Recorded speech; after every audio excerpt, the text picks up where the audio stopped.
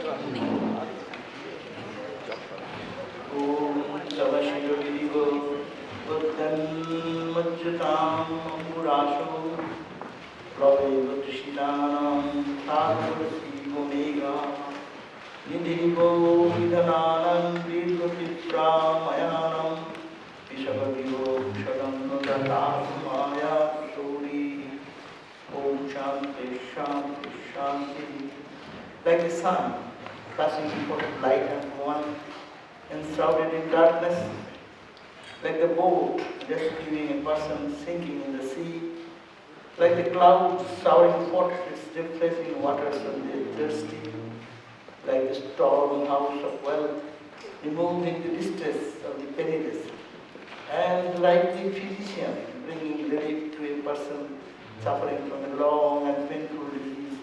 May He, the Lord, come and grant unto us what is auspicious.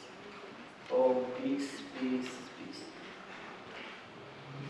Yes, we are suffering from, we want to relieve our life from the suffering of the pain and long dreary dream. So, we are hearing so many wonderful ideas, thoughts. You are overwhelmed with all these practices, and I should not burden you with much more ideas and thoughts. But in spiritual life, meditation is necessary, and we all know the Bible says, as meditation, Upanishad says, Dhayati Prithvi, Dhayati Apaha. Look at this whole universe. The earth is meditating, the sky is meditating, the mountains are meditating, the Deva Manushaha, gods are meditating, everyone is meditating. So you also meditate. So, and it has been mentioned, those who meditate, they mohattam prapnavanti. They attain to all the great things in life. And then those who do not, they kalahino, vishuna, upapadino, they are troublesome, they are dissatisfied, and they don't find peace in their life. Kalahino, vishuna, upapadino. So, meditation is a very important factor of our life. How much we talk about our meditation is necessary. And Patanjali Yoga, you all know, you have read and we have discussed many times. Our mind is always rippled, always disturbed with so many thoughts and ideas. How to come down that mind so that the reflection of our real nature can come out. The goal of all meditation is to end in the oneness, unity we are talking about, absolute oneness of the reality, truth. And when all the mind forces of the mind are concentrated on that reality, which may be Saguna in the form, which may be Nirguna, that's secondary. But concentration should come, and the entire mind should be dedicated to one object. That object is God, simply God. But who is God? We have discussed, we have heard so much about it. It may be Nirguna Nirakara, without limitation, without form, without name, beyond time, space, condition, Brahman. It may be Nirakara Saguna, with the Ishvara idea, or the Judeo-Christian idea about God. It may be gods and goddesses. It may be avatar. It may be some saint. So, but they are all representing towards the same ideal, oneness. Our distracted mind should be concentrated on something, and that mind should be focused in such a way to any of these different layers of thinking about the divinity. Then the one-pointed flow, as we are listening about the mantra, by the help of mantra, by the help of focusing the mind, it moves towards the oneness and absorption. Then absorption takes us from one level to the other level, to the other level, to the other level. We are thinking that God is only one. So many questions are coming because worshipping this God or worshipping this idea or that idea, all ideas blend into ultimately one. And that is our real nature, which is Brahman or Atman. So we normally have three types of meditation normally we talk about. When you call dhyana means meditation, then three are there. Dhyana, dhyo, dhyata. I am the dhyata, I am the meditator. I am objectifying something upon which I focus my mind. And the process through which I do, it is the mediator. Similarly in the Vedantic path, Gyan, Gyo, Gyata, there is also duality. How much we talk about absolute practice, there is no absolute practice. So on practice it is three. So Gyan, Gyo, Gyata. Gyata, me, Gyo, the object, absolute Satchidananda. We cannot think of that. But through the process of analysis, Sravana, Manana, Nididasana, or whatever we have heard, to that process to connect. But when they merge together, then the dhyata, the meditator, and the object of meditation, and the process of meditation, they all collapse together. Similarly, dhyan, dhyo, dhyata, I am meditating. I am the meditator. I am meditating on some object, and that object, when the person who is meditating gets so totally absorbed into that consciousness, absorbed into that truth, then ultimately it leads gradually to that person into the unity of existence. That one individual who was meditating, he dies. He dies into his own real self. So it is the simple process, and we all follow that, whatever path we take. But in the practice, we live in duality. Let us be very realistic. I am hungry, I am thirsty, I am angry, I am emotional. So we have to understand why we live. From that level to go into the inner depth of our spirituality, that process is to be followed. An age-old process is there. So I will focus on these three aspects. Dhyana is Rupa Dhyana, Lila Dhyana, and Tattva Dhyana. Rup, Lila, Tattva. We normally say, I don't like form, I like the formless. But that is not true. We all are limited in the form. In a Vedantic meditation, I say, okay, we will talk about that later on. With Swamiji's poem, talking about how everything is merging into void, enters into void, and then what remains through death says. It's that ending in that level. So there, this Rupa, we are all limited in the Rupa, in the form. I say think of Atman, infinite ocean of light. See, if I close my eyes, what infinite I understand? Infinite ocean, Pacific Ocean. Think of the Pacific. I can't think of that. I'm making a map of the Pacific Ocean, that's enough. So that's why I'm thinking of the absolute. So we have to start there, no problem, it's not a problem. But we should not be proud that I don't worship form, God in form. Your form is more sweet form than that of the dry water or dry space. It's just a way of looking at that. But anyhow, so we have to, he gave me 1 hour time of meditation. I don't know what to do with 1 hour. So, we are all devotees here, we all meditate in our life. So I'll just give a little practice what we can start with. And another hour, tomorrow also he has given 1 hour time.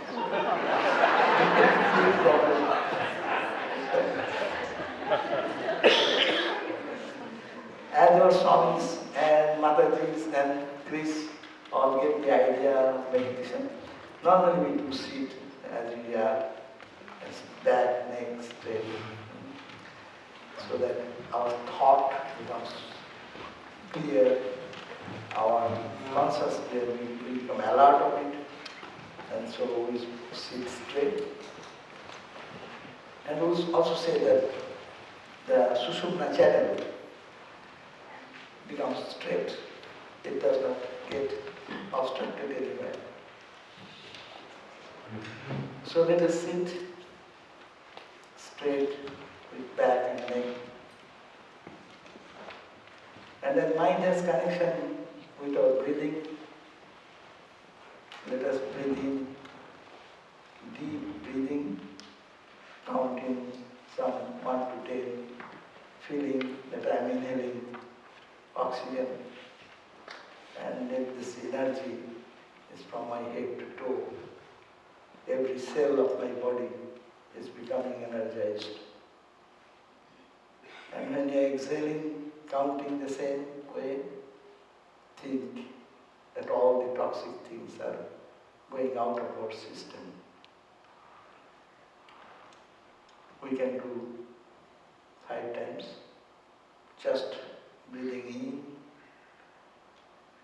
in, deep breath, and breathing out softly and gently.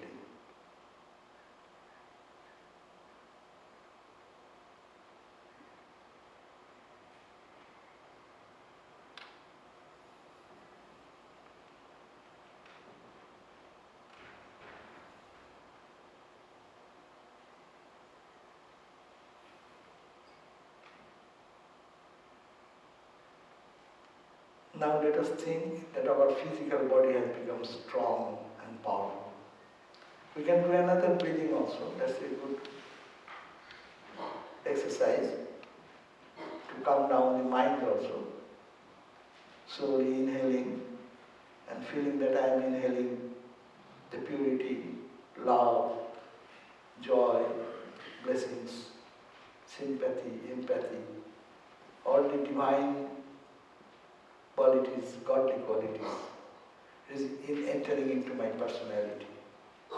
And from my head to toe, all my cells, all my personality is getting charged with positive energy, godly quality. And when I am throwing out, let our prayer run in all directions. Prayer for everyone, Sarvo Ye Sukhino Bhavantu. Let everyone be happy, let everyone be peaceful, let everyone be joyful, let none suffer anything, and all be in peace and harmony. We can do it another 5 times. Inhaling holiness, love, joy, blessings, sympathy, empathy, purity, and exhaling love for all, blessings for all. Let me expand from this room, touching the heart of all, and then let it expand and go to all directions. Everyone in the world, let them be happy, peaceful, joyful.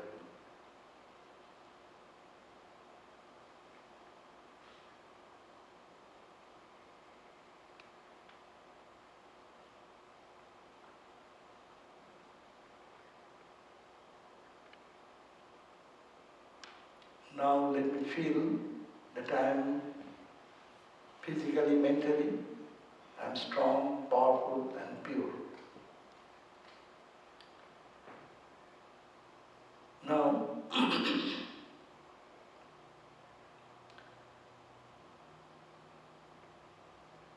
let us think in the heart center, a dot of light,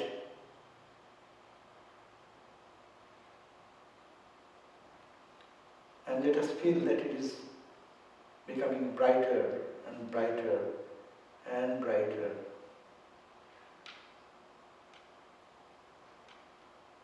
And it is expanding in all directions, all the the darkness, all confusion are getting removed. And wherever this light touches anything, the object melts into the light, and in that light and consciousness, let us think as much as the mind can run. Let it run in east and the west and the north to the south, to the corners. It is all light and light and light.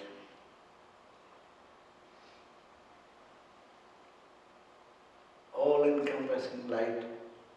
And this light of consciousness, light of bliss, light of joy. It is not, but we are imagining. And imagination is the door to realization.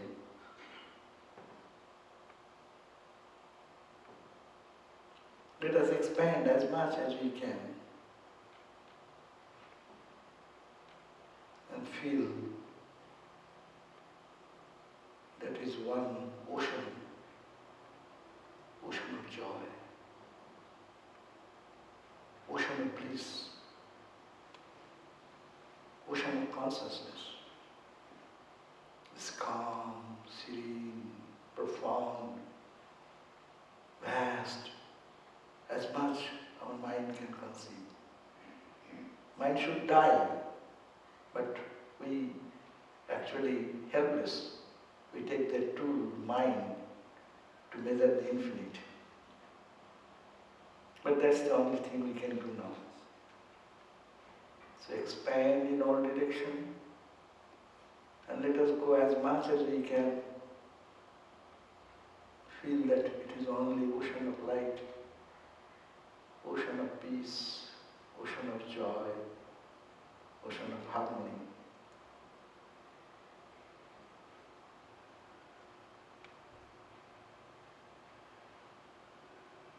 And this infinite ocean, we can think of Brahman or Atman. We can think that this ocean of love and joy and blessings, that is our concept of Brahman.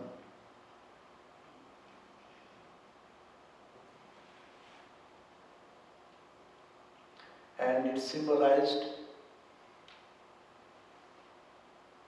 as Om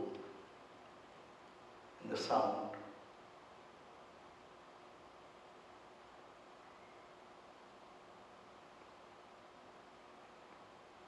And we can mentally chant the mantra Om.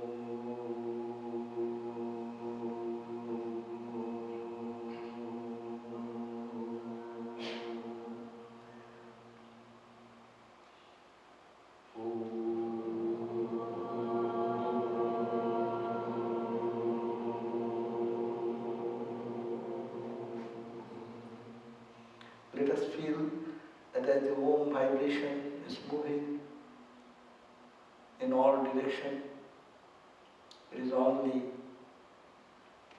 what we are feeling, it is only one ocean of love, ocean of consciousness. And let the vibration move in all direction, and all the duality, all the physical entities, all the subtle entities, subtle substances, everything, even the causal one, is melting, and it is transforming into the ocean of light, ocean of joy, ocean of bliss. This is our, we can think that this is our effort to meditate on the consciousness of the Absolute.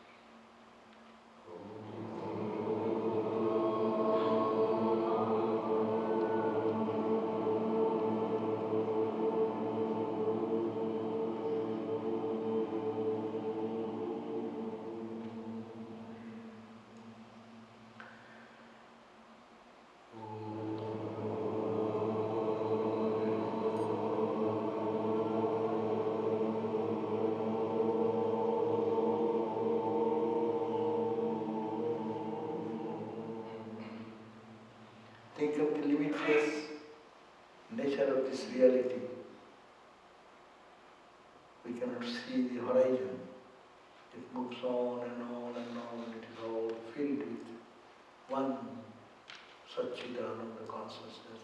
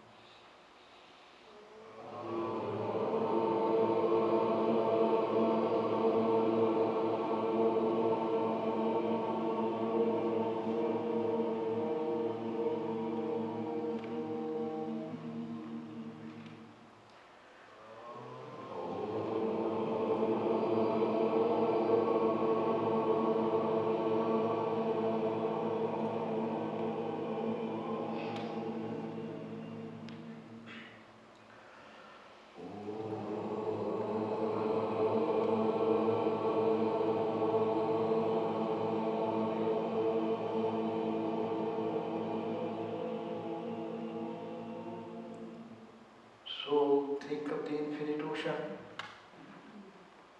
and the symbolic word mantra is the Om.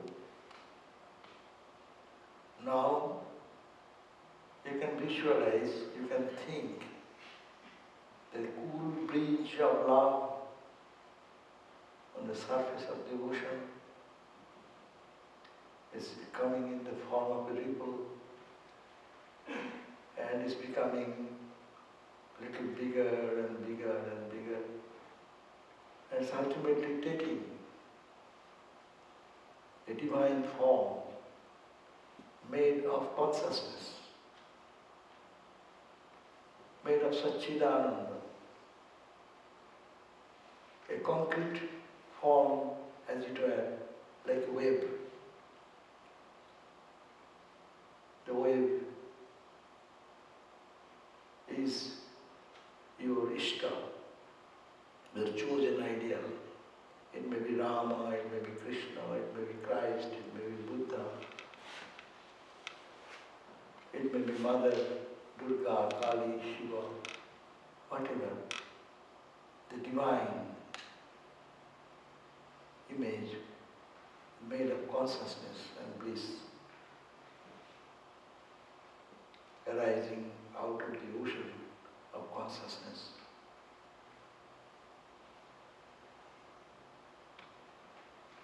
Who is full of compassion, full of holiness, full of purity, full of joy. Looks like human, but it is made of Satchidananda. Your Ishta, the chosen ideal that Guru gives us, or you have your own choice. And feel that though it is made of consciousness, it is like we let us a human being think of him as a human personality.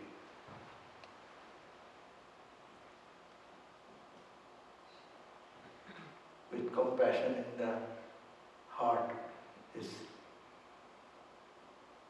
sitting in the heart of ours.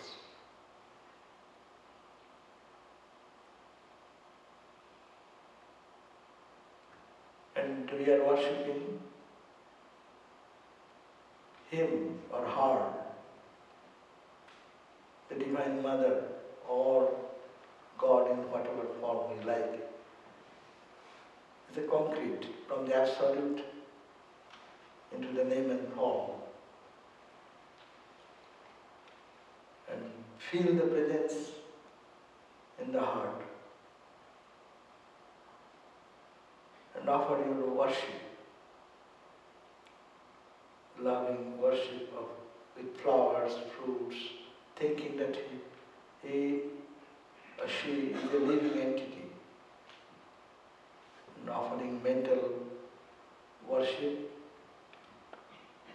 offering beautiful garland on his neck or hard neck, putting sandal paste on the forehead, offering flowers at the feet, offering some fruits, sweets as offering to the divine Ishta, and to feel that he is accepting our offering.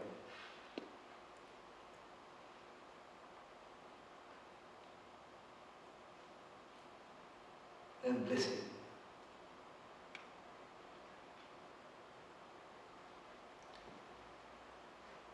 Now we can reconcile here the other gods and goddesses.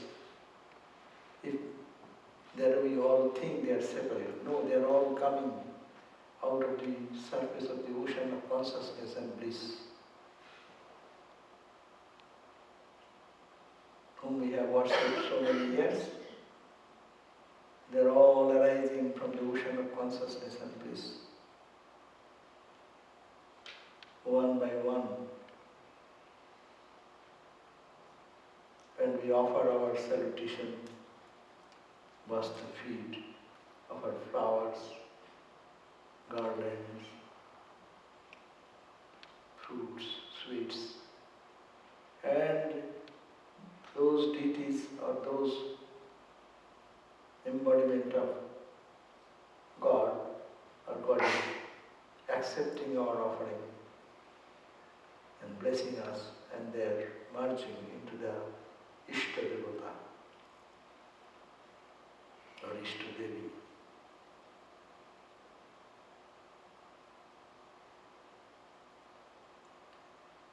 Think of as many gods and goddesses you have in your mind. They're all coming from this and merging into the conscious reality of your Ishta.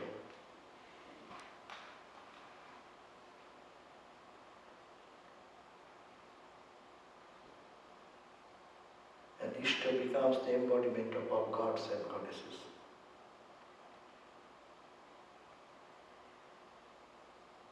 Now focus on the Ishta Deva or Ishta Devi, and you have heard so much about mantra.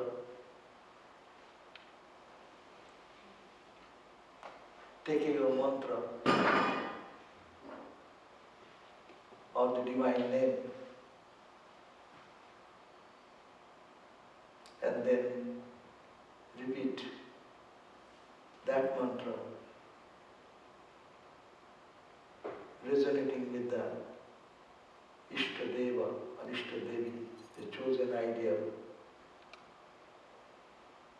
And repeating the mantra we have heard so much now, we can repeat the mantra and feel the presence.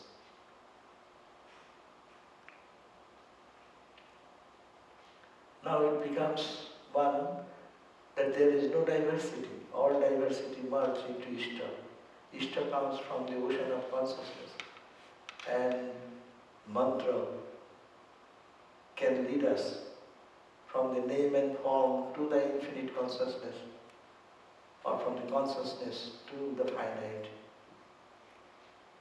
appearances, so that we can worship and we can concentrate, we can focus, and we can spend so much time on thinking about the divine.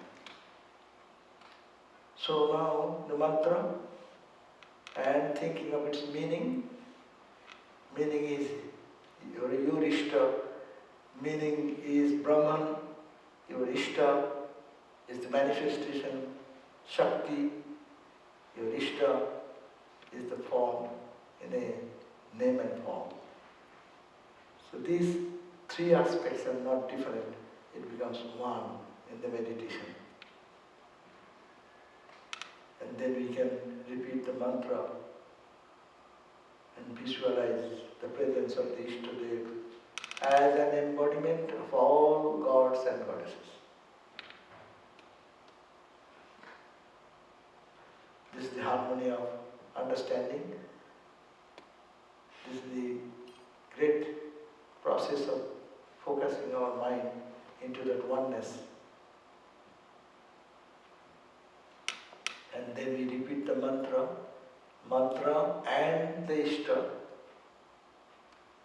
thinking together. Mantra and mantra artha. The artha is God, artha is the Satchidananda. There is no other meaning. Tajjapa, tadartha bhavanam. So here starts our practice of repeating the holy name or the mantra.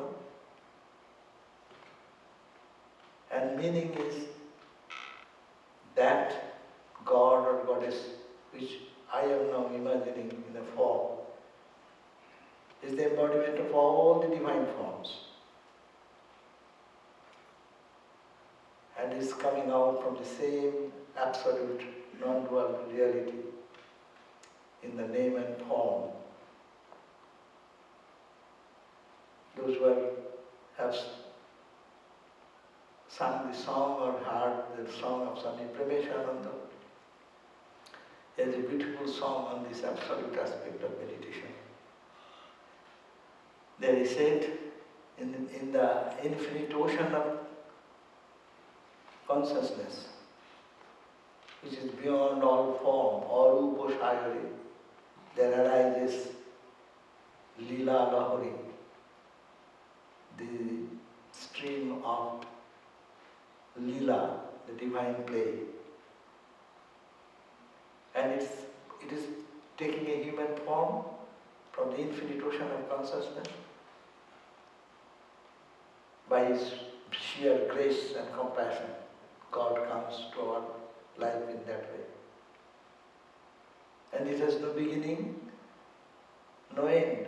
Adi Antohin, Adi Antohin, Akhande Bilin, emerges into the non-dual self.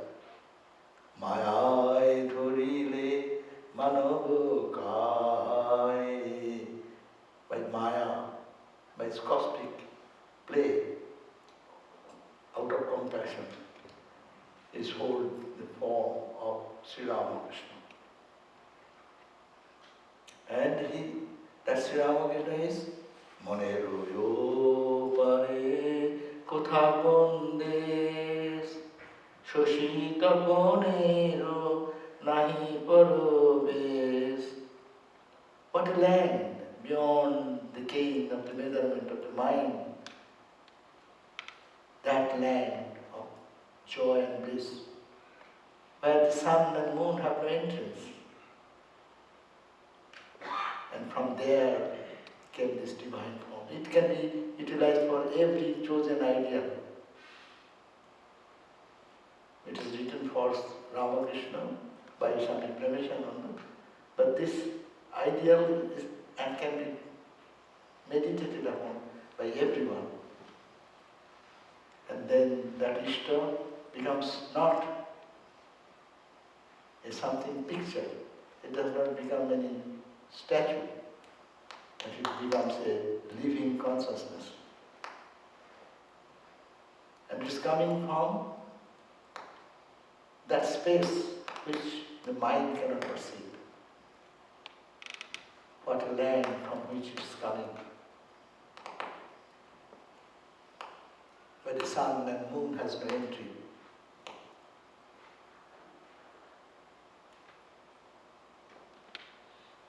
Now we can think of our Ishta in this way as an embodiment of our gods, goddesses and all spiritual ideals, harmonized here everywhere, in this thought process.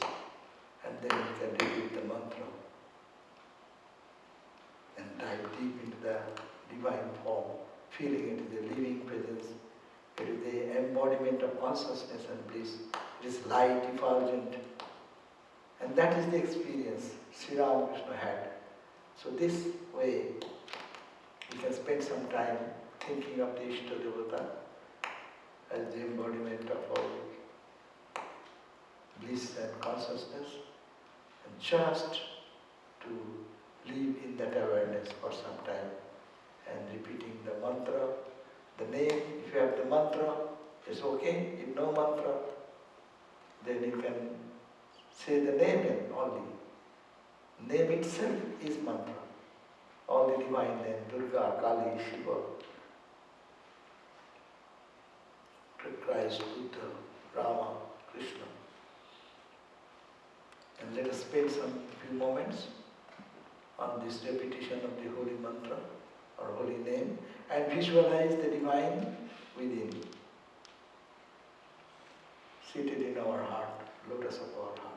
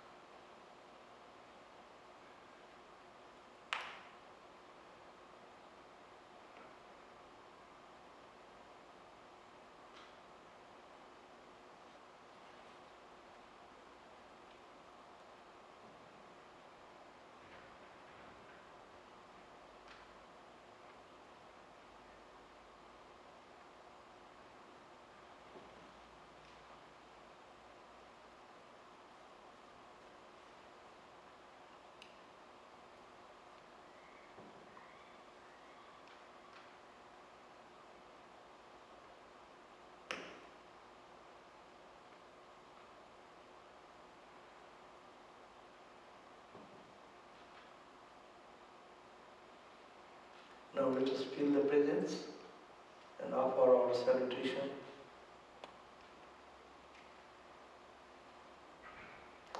And feel that His presence is in every pore of our body. While thinking of this embodiment of bliss and consciousness as our Ishta, we think in such a way that everything goes away, only His presence or heart presence all over.